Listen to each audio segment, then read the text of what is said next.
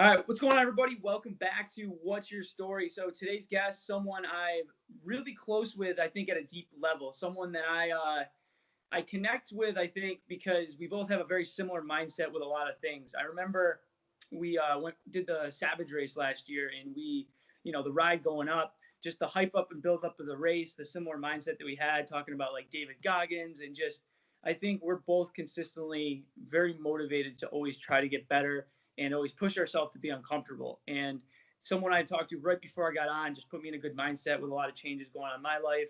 And I think he's someone that a lot of you could really connect with, and hopefully he'll inspire you and motivate you to just be better. He's someone that, I met down at Springfield, and he's doing a lot of things. He's always trying to improve. And I'm just excited for him to tell his story a little bit and just kind of hopefully get you guys to just keep going and always try to get better. So just kind of at this point, man, I want to welcome my buddy Alex to the show.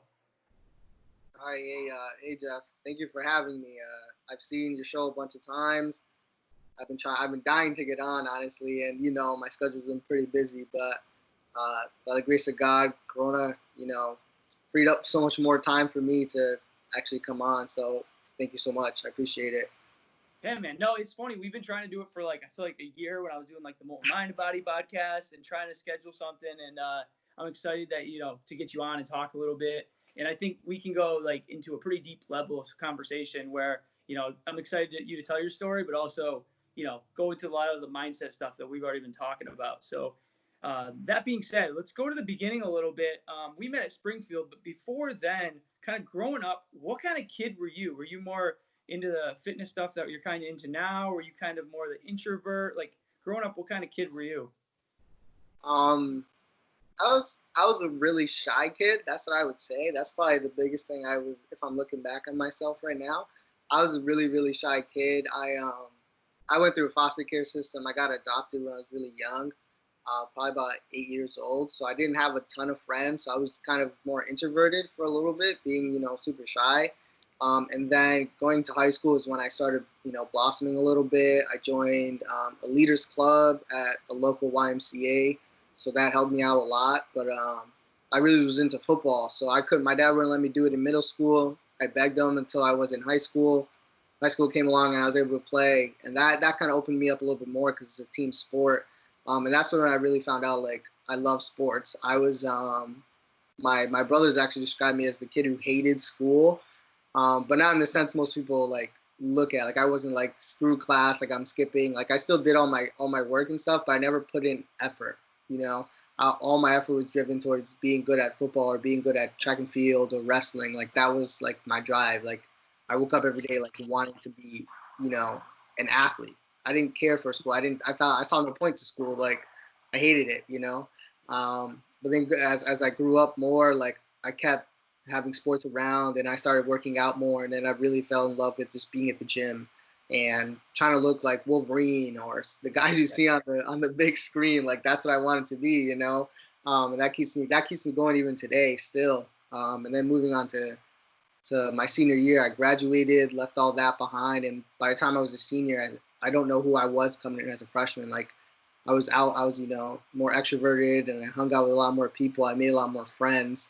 I even did what's it called, Mr. Westside. I know some schools have it, but I basically put on a talent show where to select few kids from the football team and the cheerleading team. So that's what we did, and I got asked to do that. And I was sure, and that was nerve-wracking, but that was my big, step out of my comfort zone. And then joining the military was the next step after high school. Totally unplanned. That was probably one of the more spontaneous things I've ever done in my life. I never thought about the military. I didn't even think about it. I didn't even know that was a possibility for me. I thought I kind of looked down on people who went into it, because the kids I knew who really were all about the military, all they ever talked about was hunting and being a hillbilly, and I was that's not who I am. But little did I know it was a perfect fit for me going in, and that changed my entire life, basically, going down that path. And I probably did 9 months of training, joining the Marine Corps. So 3 months of boot camp, a year of combat training. A month of combat training, then 3 months of a specialty job. And I've made lifelong friends to that I still talk to, to this day. Then I came to Springfield where I met you probably, I think it was my sophomore year, and I think you were a senior. Is where Yeah. is when I ended up meeting you. Yeah. I was like in the gym one day, I believe. I think I recall this. I don't know if you can, but I was in the gym. I think I was doing like squats or something. I was like, it's the first time like doing back squats in a while. I was like, I don't know why it hurts to load the bar on my back. Like I could move the weight, but it was hurting. I was like, I looked over. I was like, this guy, I see him in the gym a lot. It's like, Right. hey, you mind coming over here? You're a little bit bigger than you are now. While you were still in the Oh peak yeah. I definitely dropped some weight since then. That's for sure. bodybuilding phase. And I was like, hey, why does this like hurt when I put it on my back? Like, am I not big enough? Like I can move the weight. And you were just like, there's different levels to putting the bar on your back. A high bar squat, you can do a low bar squat. And I was like, oh, all right, thanks, bro. Like, I think I'm gonna Right. go check this out. So I tried it out, and I was better for it. But I think that's the first time I actually like officially met you like in person. Um, Yeah. that. But yeah, I always saw you lifting, like always doing deadlift, always doing that. Like I was like, oh, he's the biggest man in the gym. Every time I see him, like he's always got every plate, in the gym. Right.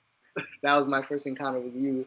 But now, being that shy little kid, that kind of is like I'm still like, who is that kid?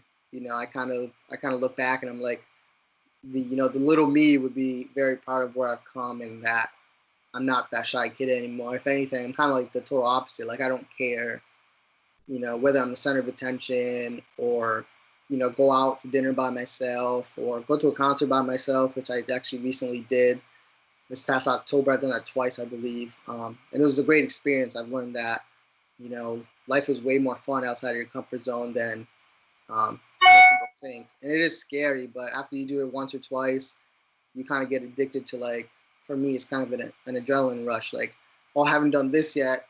Might as well do it. Nothing changes if nothing changes.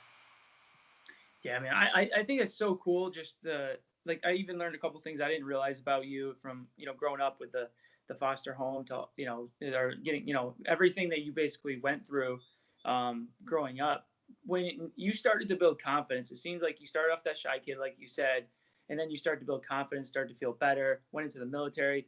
Do you think the fitness was part of that, like finding yourself through that, or was it more of just like pushing yourself to be uncomfortable? Like you went into the military. Like, did you just go into the military because it was something different, or you just because you said it was very sporadic for the moment? What was the reasoning behind jumping in the military from going kind of the sports background? Was it kind of you're clueless, you didn't really want, or what was that kind of transition point? Well, to answer your question just before that, my yes, getting into the gym is kind of where I found myself, and I was like, I love this. I love because I'm a short dude, and like people kind of overlook you when you're short. So I was like, if I beef up, people will take me more serious. Right. So that's kind of where my confidence kind of grew from there. Like I'm a little dude, but if we go to the gym right now, I'm pretty sure I'm stronger than you. So that was kind of my driving factor. But the military, yeah, it was very sporadic. I went. So I remember this. Like my brother went off. I have a twin, so he went off to do something. I didn't really know what he was doing, and it was like I think back in March of 2014, I believe. And I was just sitting on the couch, and my brother comes back and he's like, "Oh, I'm going to join the military." I'm like, "What? What?" Like he asked my dad for like, "I need you," because at the time we were 17, and he asked him for like, I just need to grab a couple things that he didn't grab them. I think he was looking for the Army office, but they were closed. I think it was a weekend, and the Marine Corps was open, so he went to the Marine Corps. Next thing you know, he's about to sign up. And then my dad's like, "Oh, go talk to them. Maybe they'll be good for school." And like I didn't care at this point. I was like a rebellious kid. I was like, I didn't need my parents. And later on in life, I realized I didn't need them probably the time I was 15, but that's a later story. But yeah, he was like, "Go, it'll be good. Like maybe they'll help you with school. Like just see." And I was like, "Ugh." Just to shut him up, sometimes you do that as a kid. You're like, fine, I guess I'll do it. So you go. I went. My brother drove us to the recruiter's office. I went. My brother was like, "Oh, this is Sergeant Hugs, and this is Sergeant so and so." And I'm like, "Oh, how you doing, gentlemen? Nice to meet you. Like, this is cool." And they started talking to me like, "Hey, you want to join?" I was like, "No, I'm just here because my dad told me to come." So like, kind of back off type of deal. But they were like talking about it, and as they talked, like everything they were saying was kind of like was cool. Like I thought, oh, this is pretty cool stuff. Like I don't see anything wrong with it. And they were like, "So you want to join?" And I was like, oh, like I thought it was a normal conversation. I didn't expect them to be like, so you ready to sign on the dotted line and give your life away? And I was like, wait, what? But and everything, what they kept saying was, so why can't you? You know, and I was like, oh, I want to go to school. I want to do this. I want to do that. And they were like, well, you can sign up to be a reservist, and then you do that for a year, take a year off of school, and then you can go, you know, straight to college after that and still do your reserve time for 6 years. And I was like, well, I don't really want to take a year off of school. And then they're like, well, you can do boot camp this summer. And then for the next 3 summers, you can do your combat training one summer. The next summer, you'll do your specialty training. And I was like, oh, I don't really want to waste 3 summers of my life, you know? So I kept, you know, giving them excuses, which, you know, if you're listening to this, you're probably like, those are stupid excuses, you know? And at the time, I was like, oh, I'm 17, like I'm at the top of the world. And they were still like, well, why can't you? If it wasn't for that, why can't you? And I was like, I don't know. But the major driving factor besides them saying that and me wanting to be like, yeah, you're right, there's no other reason, I guess I should do it, you know, was my brother, we're twins, like I said, and we've like never really spent any time apart. So we have really this close bond that's basically unbreakable. And up to that point, we spent a week apart. He did like a cadet academy for like one of the police stations around here, and he already signed up. And I was like, well, I don't want to go without my brother, so that's what I ended up doing. I was like, he's doing it, I might as well do it too, you know, like at least I know somebody, right? I don't have to go completely alone. So that was basically my driving factor to signing on that dotted line. And then I think I talked to the guy for 3 hours, you know, that day, and just signed my life away, you know. So that's where it brought me joining in, and my dad came and signed for us, and that was it. That's basically how I joined. One day, you know, 3 hours changed my life. It's wild too, because like think about it, like you said you were the kid that, you know, kind of like, you know, top of the world, a little bit of ego, like kind of did your own thing. You know, 3 hours later, you're joining a very disciplined military organization. When you joined the military, did you get like a reality check quick? And if you did or didn't, like how was the experience going into it with the mindset that you had prior to it, or did it switch? So I mean, I'm on the top of the world. Like I thought, like I had everything planned out. Like I wasn't Right. really happy, but I had a little bit of ego, like you said, because I played football. And football players, that's just, you know, who we are and stuff like that. But I quickly became like, I was like, oh, what are the standards and yada yada yada. I just had my shoulder rehab from an injury from football, and like my mindset was just to be better than my brother. You know, he was training for it, so I decided to train for it, and I just wanted to be better than him. You know, I just wanted to be like, well, Marines are the best at everything they do, and I should be the best at everything I do, and be able to be physically prepared for everything that life's going to throw my way. So that's when I started running every day. I would work out twice a day actually. So we ended up moving to Boston. I would get up in the morning at like 5 o'clock. I'd go to the gym with my dad, work out, go home, make breakfast, kind of wait around all day, play some music, and then in the afternoon I'd go for like a 2.5, 3 mile run to prepare for it. And that put me at the top, you know, at the time, my best shape ever heading into boot camp. And I just wanted to be the best. Like that's kind of where I guess my ego took me. In a sense, it took me to being like, I'm not going to be a scrub, you know. And out of our recruiting station, there was me, my brother, and then one kid that I knew that ran track as well. He was from a different city. The three of us were the top recruits coming out of that station. Like physically, we had the best times for the run. I think I was coming third. I think my brother beat me most of the time, except a few. It was really close. But it would be the three of us. Like even the recruiters would be like, "Hey, Rachmaciej A, Rachmaciej B, like going at it. Like you guys better not come in last. Like they know that, you know, they call it putting out. You know, like you put your best effort, you know, forward. And that's what we did. Like it was just a good competition, and I didn't want to be the worst out there. You know, I was like, that was kind of my ego kind of emerged or evolved into being the best at anything physically, because I'm in the Marine Corps and that's what they're known for. Like no one knows of a Marine and like, oh yeah, he was a weak Marine. No, they with that tight arms, like they're, you know, they're kind of badass, and you know they can do anything. Like I don't know how many times I think I've told someone I'm a Marine, and you can see it you either get a couple of things. Either they're like, oh, um, okay, like they don't like the military, or they're like, wow, like, oh, my uncle was, and then they're like, now, and then ends up being like an excuse for everything. Like, because you're good at something physically, they're like, oh, it's because you're a Marine. It's like, well, even if I wasn't in the Marine Corps, I'd still be a physically fit person. Yeah, it's one of those things. I like, even when you say it too, my first reaction is, like, you hear Marine, you're like, badass, dude. Like, boot camps, everyone sees the TV shows or all these different things that people are on, and just like going through like all those brutal, like, workouts and everything along those lines. Do you think that, like, having your brother there, was that like huge for you to like keep pushing that competitive edge, kind of? And if it did, like, were you side by side with him, or are you guys in like different units, or how did that work? Um, so actually, another story off of that is, so we went in together. We did everything, win the maps. We actually in the same unit. Um, and he was going to get meritorious promoted out of boot camp. So instead of being a private, he would be a PFC because he brought me along. So that was kind of his incentive. But probably, I think about 3 to 4 weeks in, I think it was about 3 weeks in, and we got the news because we were down there, same platoon and everything. And we were told, my brother was told that he had, like, he couldn't keep going. He had some type of illness, like blood illness or whatever. So he couldn't finish, sadly. And I was given the news shortly after. They brought me into the drill instructor's hut. So it's basically a little room that they have. And they told me, and like that shattered me. Like, I think I was in tears. Like, and at this point, you're basically a robot. You're not supposed to show emotion. It's yes sir, no sir. You don't do anything unless you're told. Basically, it is just basically as tough as they tell you.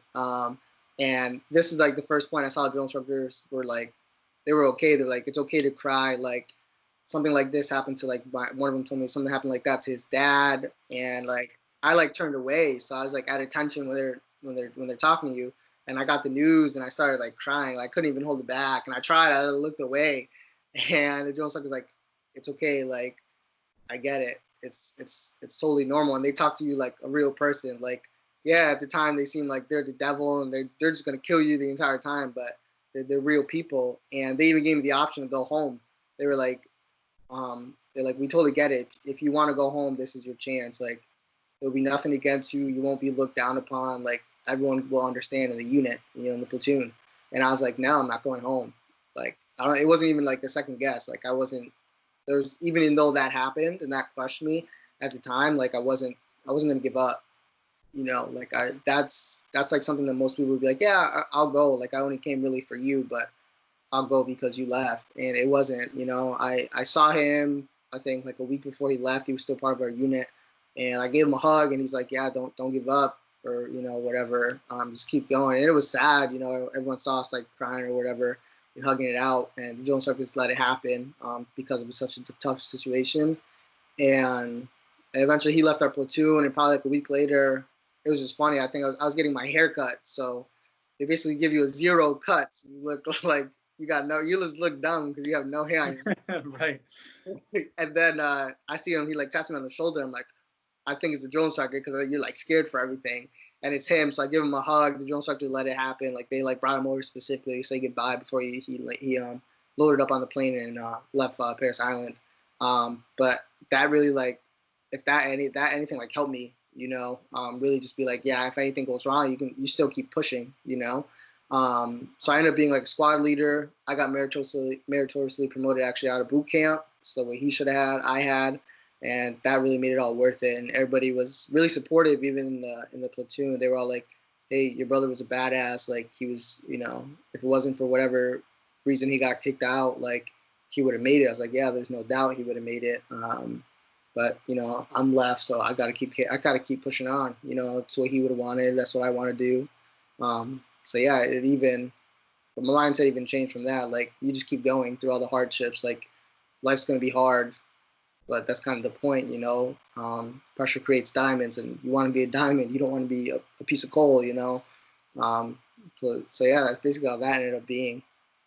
Where did you get that, or how you want to word it, is where did that mindset kind of come from? Was that, you had like an interesting childhood growing up, but where do you think that mindset where you're just like, it almost didn't seem like you were fazed by a lot of things. Like, you got emotional with your brother, but you just kind of take things with a grain of salt and you keep pushing to get better, and you're instantly competitive and you're trying to be the best. Because I think a lot of people maybe are very insecure of, being uncomfortable in situations, or maybe hold themselves back.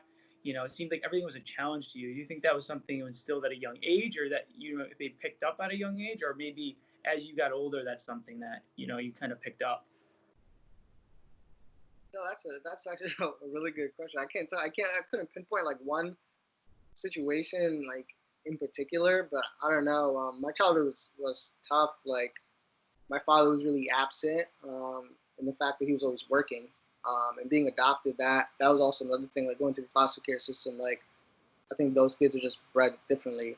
And I never had a mother, so my father was never there. It was just me and my brothers, the three of us, so the four of us total.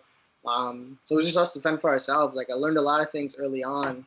I learned a lot of life lessons early on. Like, my father's never there, so I have to fend for myself. Like I learned how to cook, clean, do my own laundry. No one was there really accounting for me. It was just me and my brothers accounting for ourselves, basically. We're basically like four roommates growing up. The only thing he would account for is like grades. So the only thing I would do is make sure I got good grades. But other than that, most of it was like, I guess a part of me wants to like stand out, and that's why I stand out by doing the uncomfortable and being the best at whatever it is I'm doing, or trying to be the best at whatever it is I'm doing, and always working hard. And I think that's where I got the hard working kind of from. Like him not being there gave me something, you know. So that also built up a lot of walls in me, but that built up the kind of confidence that I needed to be out there and do what I needed to do. It taught me that really no one's going to be there for you. Even the people that should be, like your family, aren't always going to be there for you. The only person at the end of the day who's going to be there for you is you, and it comes down to a question, are you going to disappoint yourself? And I always answer with no. I never want to disappoint myself. I think that's like the worst person to disappoint. Not your parents, not your friends, but yourself. And I think that's something that throughout life it just kept bringing in my head. Like, I'm not going to disappoint myself. I mean, could I have done better in school? Yes. Did I disappoint myself? Not really. I knew school wasn't going to get me to where I wanted to be. I knew it would get me to somewhere, but it wasn't going to get me with athletics. But yeah, I just don't ever want to be disappointed. And then the biggest thing is I don't want what ifs. I don't want to be 40 or 50 and tell my kids like, well, I could have done this career path, or I could have joined the military. Like most people say, like, oh, I almost did. Well, why didn't you? And they're like, I don't know. I want to be like, I did it. Right. I did that. So it really stemmed from an absent father, I guess, and just being on my own since I was officially on my own probably like 15, because he really wasn't there at that time. But really being 8 years old because I was adopted, it's just, he's there, he's not there. Well, I got to do it now, if that answers your question. Yeah, no, I mean it's one of those things. It's always an interesting debate, and I hear like all these people talk about their circumstances and what they go through, but there's a correlation that I always see, and from people that I listen to that talk about it, it's when you don't have a lot growing up, or you're going through a lot of hard times, like in that moment, it's got to be brutal. Like I can't relate to that aspect because I have, my mom and my dad are still dating. They're still married.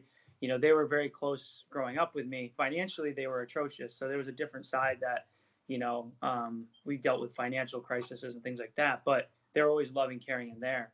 But I think for me, like you grew up at a young age and had to grow up, and a lot of values were instilled in you. And I'm sure there's tough things you go through, but growing up, it's almost like you're ready to take on the world more. Like you're ready, to take on different experiences, and you gave yourself no option almost to just survive. And it's either you're going to give up or you're going to just crush it. So I feel like it's as hard as those times are, there's a lot of positives that can come out of it as you get older. And it's interesting to see that, because like I said, it took me a long time to grow up.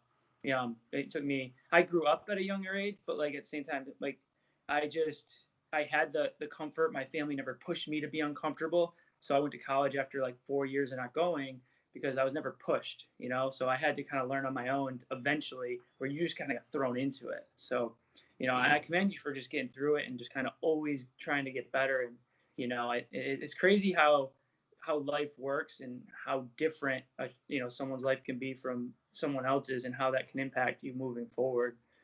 Because when we met, like super mature at a young age, and I think a lot of it's because you had to deal with these things growing up.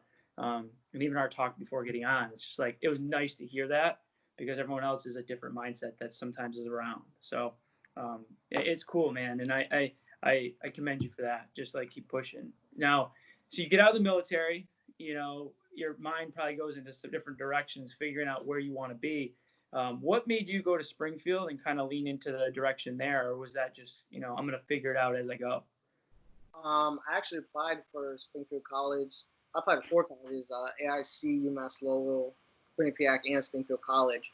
And I just wanted to do PT. So I didn't really have any help going through the college process. It was just kind of like, you have to go to college, what most kids are told, So I was like, oh, okay, I don't know really where I want to go. And originally I wanted to be a personal trainer because I love fitness. But my dad's like, that's more of a hobby. And he's like, you should probably do like physical therapy or something. And I was like, oh, okay. Like, I don't really know what I want to do, but I guess I'll do this. So I searched the, top schools around me for physical therapy, and Springfield had, like, I think at the time, a passing rate for the board exam for like 3 or 4 years in a row was like 96 or 97% passing, and I was like, that's what I was focused on. Like, I was like, I want to go to the school that's going to help me get a degree, but also pass my board. So I looked at AICs, and they were kind of garbage at like 70%. UMass Lowell was just, I knew they had the program. It was just a fallback option. Quinnipiac, I didn't really want to go, but again, another fallback option. And every other school got to me first. I think AIC came, and I was like, oh, whatever. They gave me some money. And then UMass Lowell came back, and I was like, oh, whatever. I don't really care. And then Quinnipiac came, and I remember distinctly, like, the first thing I read was like, congrats, you're accepted. Like 60% of students pay full tuition. And I was like, excuse me? Like, I don't have money. Like, I'm going to pay for this, Like, my father didn't help me out at all with school or anything like that, or didn't help me really with anything. So I was like, yeah, I'm not, I threw that in the trash. I was like, I'm not going to Quinnipiac for 60 at the time, 60 grand a year. And then Springfield got accepted, and I was like super excited I got like to, my dream school. Because I looked at academic base. Like, I didn't look at it for anything else. I looked at academically. I had PT, and if I didn't want to do PT, I had AT, and if I didn't want to do AT, I had like, exercise science. So basically I had all the fallback options that I wanted rolled into one school, and as soon as I got accepted, I threw in my deposit. I don't even think I looked at my financial aid package. I was like, yeah, boom, did it, signed, and that's after I joined the military. So I joined in March. I got accepted, I think, either in April or in May. So I just deferred a year. And actually the first time stepping on campus was September 4th of 2015, right when I was moving in. Move-in day was my first day on campus. I've never seen it. I lived in Western Mass my whole life, where Springfield's located, and I've never been on this campus. I never did a tour because I was away for training. I didn't do accepted students day or anything like that. My first day on campus was the first day to move in, NSO, and I just remember, like, I'm home. That was like my first feeling. I was like, okay. Like, I was just super excited to be somewhere. At the time, I was homeless, so that's what I was going through at the time. So I actually got kicked out as soon as I got back from military training. It's the tattoo on my chest here. And that's the date that I got kicked out. And I remember that really vividly. Those were really tough, a few days before moving in. But yeah, that going in, I remember Springfield's home. And you were there. Everyone says Springfield's home, it's a family, blah, blah, blah. And I was in love the first day I was there. Moved in. I think I moved in with like a duffel bag. I still have the duffel bag. The duffel bag's like a regular gym bag, I put in whatever clothes I could get, from home, and then got a taxi, drove in. I think I drove into Inti, and I was like, hey, is this Massasoit?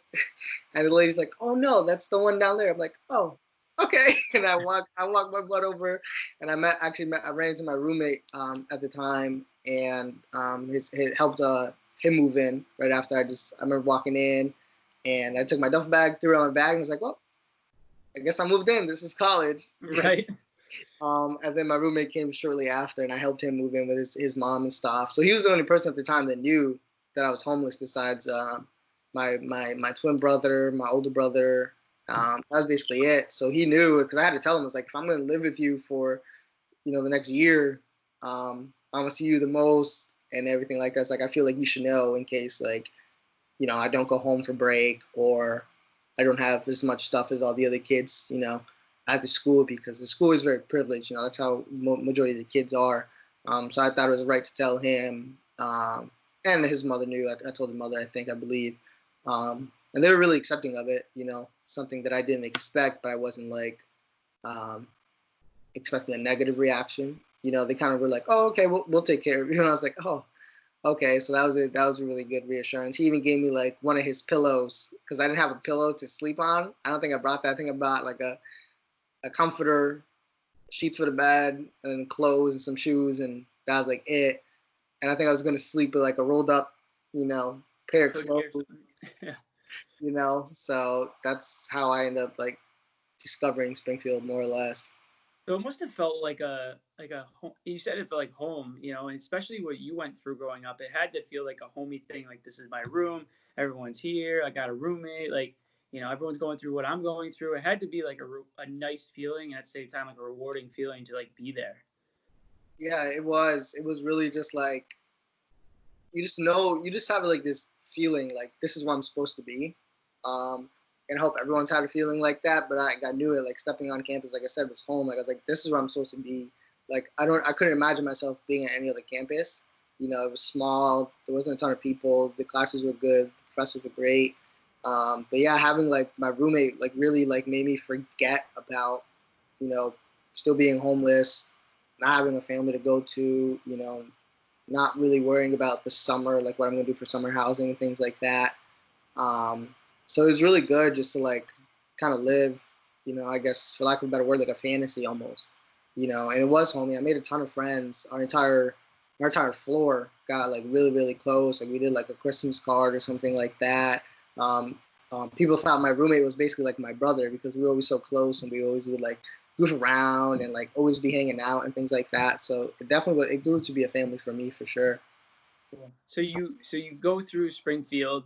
You end up doing physical therapy, if I'm correct, and then you finish up through there. You know, now if you don't mind talking about like you know as you get through Springfield, start to finish up physical therapy. What was your thoughts and process after you know you went through that?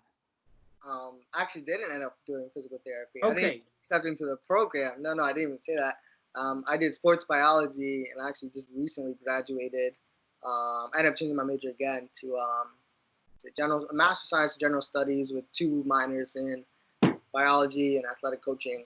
Um, but would you ask the experience going through the campus, right? Yeah, just your experience. So like you know a little bit your experience over like the you know the 4 years through there, but then also you know as you finished up, you know you started getting to the field. Kind of what'd you do when you got out of Springfield? Yeah, the school was great. Everything about it. Not everything about it. Obviously, some things have changed, and nowhere is perfect. But I definitely wouldn't have wanted to go anywhere else. I loved it. I made a lot of friends. I think I grew the most from freshman to my senior year, which was this past year. And I don't even recognize my freshman self. You know, I talked to one kid, and he told me like he met me at a party, and I was like really mean to him. But now like we're buddy buddy. You know, so it's funny how much you can grow. And actually found my passion through it all. And I knew this a little bit going into college was coaching. Like I love track and field, and I was like always that kid that was like really obsessed with it, and I was really close to my coaches about it. So my junior year, I did like a practicum and coached a little bit. And even before that, I was already helping out my old high school with coaching, and I was like, oh, this is really fun. I like this. And then as I became to graduate, like I realized like this is a career path for me. Like this past year, I didn't actually the fifth year, so I didn't have eligibility for indoor season. So I ended up coaching the track team along with my one of the assistant coaches and helped him out for a little bit. And that gave me a grasp. Like I think it was one weekend that I think the team was going to Ithaca, and I couldn't get onto the bus because they couldn't take me. And I was like, oh, okay, that's fine. And I saw him like loading up the bus, like it was Friday night, and I was like, I got like sad. I was like, oh, like I missed this. Like I don't like for me, it's like what else do I do on a Saturday? And I spent so long like the Saturday was a track meet or I was training or I was with the team. And for me, I was like, okay, I don't really want to do anything else in this world but coach athletes. And I got the experience of coaching them during championship season, preseason, and just seeing them grow. And I was like, I want to be a college coach. So that ended up pushing me to being um, pursuing like a master's degree. So I'm actually recently enrolled at Springfield College again for my master's in a master's in physical education with a concentration in advanced level coaching. So I'll actually be coming back. I'll be a grad fellow on the track team. So I'm officially on the coaching staff for the track team. So I'm super excited about that. And I'll be coaching out wherever they need me. So that's going to help me, kind of gear my path to, setting my own lane to going to another university or another college, whether it be D1, 2 or 3, or NAIA, something like that. So that's kind of where Springfield has led me to kind of helping people through sport. And for me, the best way is through coaching them, because I don't know anyone who's ever talked to who's ever been on a sporting team and not been influenced by a coach, whether that coach loved the sport or hate the sport or gave them words of encouragement when they were down. For me especially, all my father figures came from sports, so for me, sports were a really strong-held belief for me. So that's where the path kind of led me. I have a couple of coaching certifications already, so I'm kind of ahead of most people in my field joining, master's programs and going into the field. So I've been coaching for a little bit now. Yeah, you seem so driven and motivated on a day-to-day basis. And as we both know, it's something that, it doesn't just happen. Like I'll say at times motivation can be bullshit because it comes and goes, but you just got to be driven and you got to have that accountability and that discipline that you have to work on every single day. What are some things that you do on a day-to-day basis to build that discipline, to keep yourself motivated, to educate yourself mentally or, work on yourself physically every day? Well, since Corona's come, I've been a little bit lazier about it, but that's for a different reason. But on a daily thing, it's just I love working out, so I have to work out every day, whether it's a really hard lifting session or really hard sprinting session, or something light like doing yoga or doing a body weight circuit. Like for me, that's my time to get away from the world, and I think everybody needs that, where mentally they can escape. At the same time, working my body, and I'm trying to be healthy. You got one body, so you got to treat it like a temple. You know, um, that's where that comes from. And also, I don't want to fail. Not the fear of failure, but I want more. I'm kind of old school, so I want more for my kids, and that kind of keeps me going. In most avenues in life, is that I I have this picture in my head of what my life's going to be like when I'm 30, 35, whenever I have a wife and kids, and what life I want to provide for them. Me being 24 now, that's where my head's at, and that's where it's been at since I probably entered college, is that I don't want my kids going through, going to the foster care system, or ever worry about being homeless, or ever worrying about, having to pay for things, or having to pay for things, early on in life and not have a absent parent. And that's something that drives me every day. I want something better for them at the end of the day, you know. So for me, that's an avenue of, whether I'm lifting or whether I go to work, because I have to pay bills, and I don't like doing nothing all day. That for me, it's harder for me to do nothing all day than it is for me to go work 10, 12, 14-hour shifts. I'd rather do that than sit around all day and be lazy. I love to read. That keeps me, stable, because I know school's great, college is great, but it's not everything. Education's, ever continuing. So I've, continued to read, and recently I've been reading a ton. I've just finished 4 books in the last 2 months, so I spend a lot of time reading now. And for me, that helps me get to even better places, whether it's reading about coaching or reading about finance or reading about just life in general and how to be a better person. Because I think we can always be better than what we are today. So that's another driving factor for me as well. I think people have to realize that, not only, school, like you said, school is great, everything's great, but once you're done, that's where life starts, and you got the basic foundation of things now. And to realize there's so much more to than just school on top of it, whether educating yourself in the field you're in, whether it's that self-development, and you're always working on yourself, because, if you're mentally not right, then your life's going to kind of be all over the place, and it's not worrying about the judgment of other people and focusing on what you want. And there's so many factors that go on, especially when you get out of school, that you have to deal with. And to the point of like self-development and judgment, I wanted to ask you a question. When it comes to like judgment, I don't know, obviously your path is a lot different than mine, but we have a lot of things in common. But like whether it was growing up through college, going homeless, did you deal with a ton of like judgment from other people that maybe put you down or didn't support you, or maybe thought you were, what, even in the military, maybe they were like, what are you doing? And if you did deal with a lot of judgment, like how did you stay focused on what you wanted and keep moving forward? Did I receive a lot of judgment from other people? Not really. I was very lucky that I received support. What I needed at the time was more emotional support than anything, even though I was homeless. Like, I'm not one to take handouts. And even if it's for a good reason, even if you gave me, let's say, $100 today and was just feeling generous and was like, I don't need this money.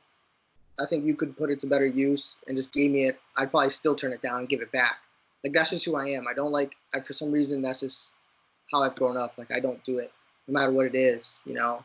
I think at the end of the day, I think someone's going to come back and be like, hey, remember that time I gave you $100? Hey, now go help me rob this bank or whatever it may be. Like, they'll hold it against me, and that's not who I am. But I think most of the judgment came from, I didn't tell anybody. The only people who knew that I was ever homeless was my roommate at the time, my brother, a couple members of my family, some people in the military, but they were always asking how I was, and they were always there for me. And I had a girlfriend freshman year until my junior year, or until the end of my sophomore year, and she was always really, receptive about it, and we kind of never talked about it. Like, I told her, that was kind of the big thing I had to tell her before we ever made it official, and she was really supportive of it. She was like, I can't believe that happened, yada, yada, yada. And that kind of made me like, okay, I want to continue on this relationship with her. So that's what I did.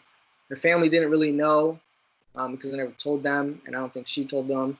But I think they had like an inclination about it. Like, they were like, oh, something's off, or like whatever. I don't know. So I stayed at their house a few times, like during a long weekend or something like that, so I could be with her more.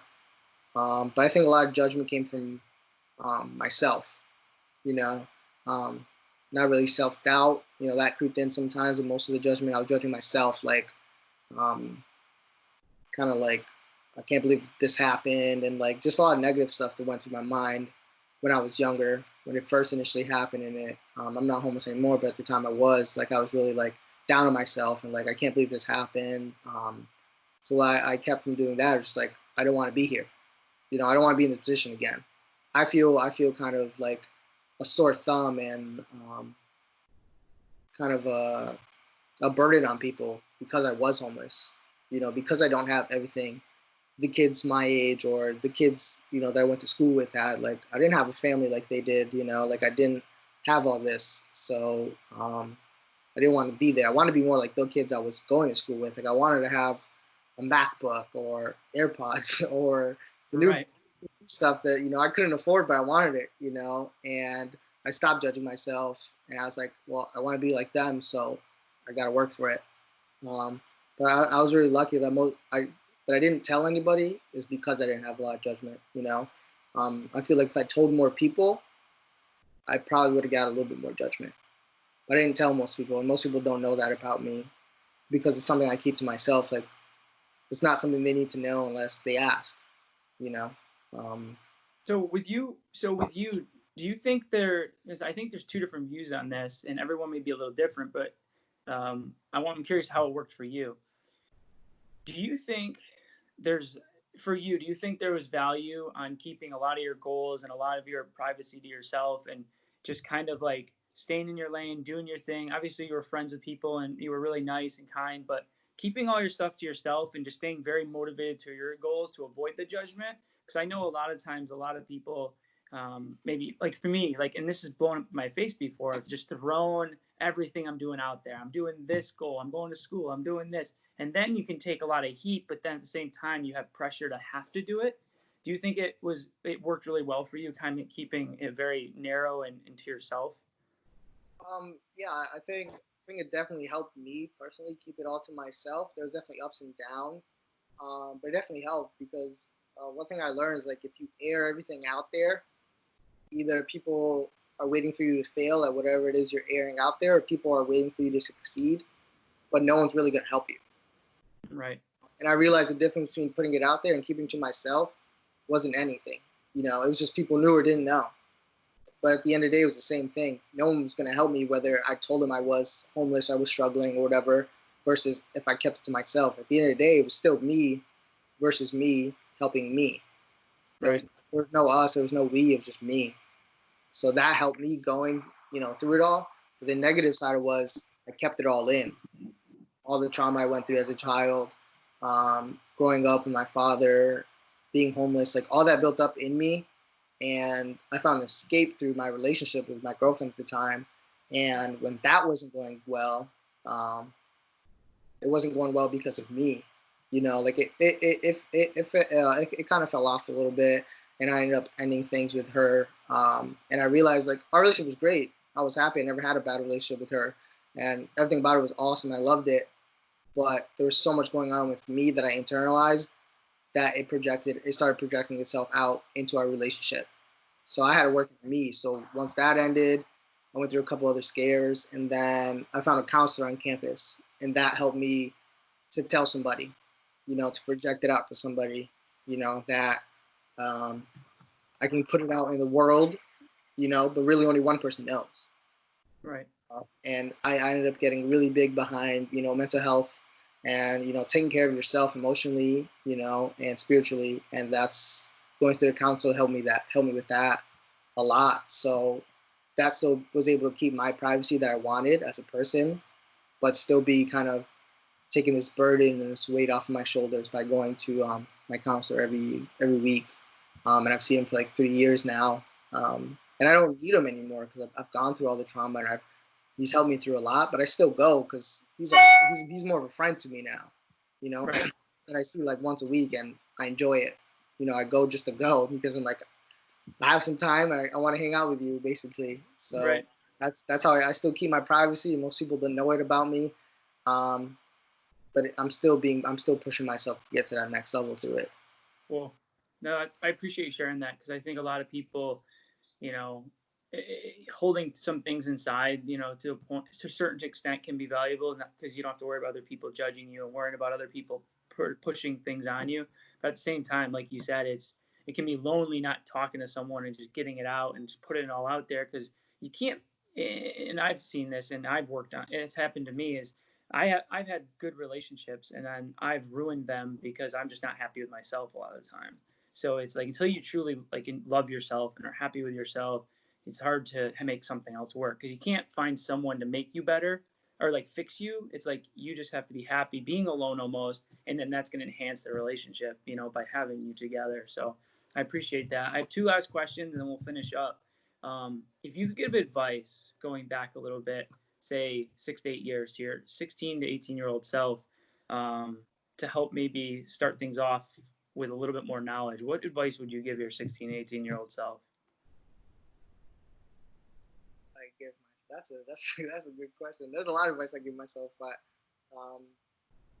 just really step outside your comfort zone is what I would say, and really don't worry about being on your own path and being by yourself because at the end of the day, I think that's helped me the most is being by myself and not worrying about what other people think because I think especially in today's day and age, we care so much about what people care about, what people say about us on social media, and what our family thinks about us and what our friends think about us. But at the end of the day, for you to be successful, you have to be by yourself, you know, and you'll realize you lose the people who don't care about you and the people who do stay.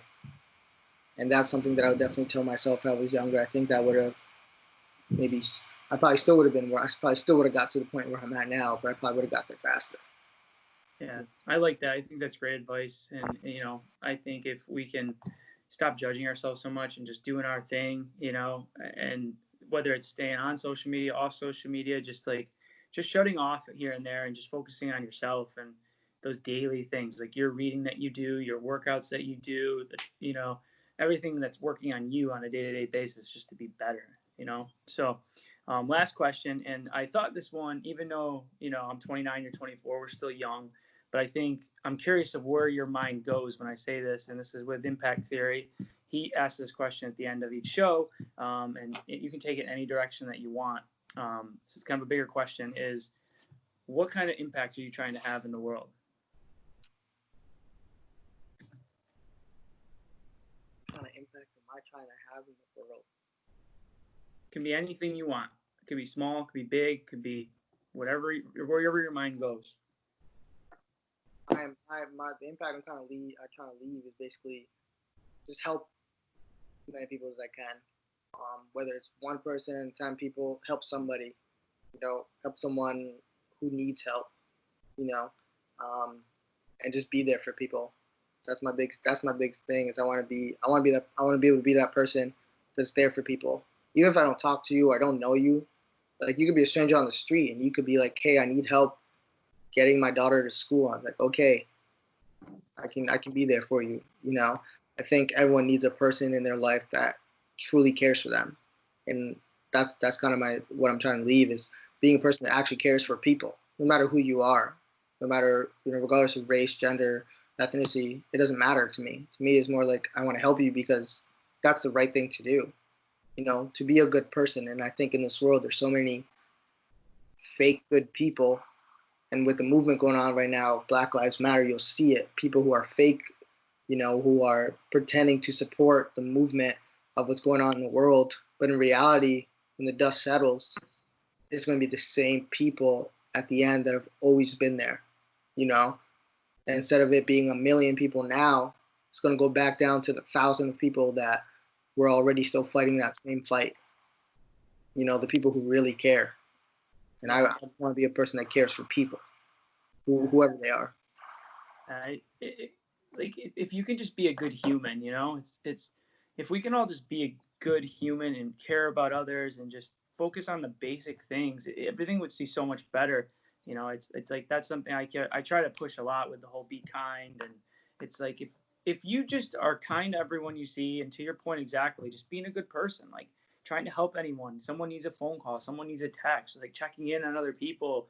Obviously you have to take care of yourself, but I challenged like a group of people the other day just to like, hey, I want you to for 1 week shoot a text to someone you haven't talked to in like 5 years, or like shoot a call to someone and just be like, hey, how you doing? Like, how's it going?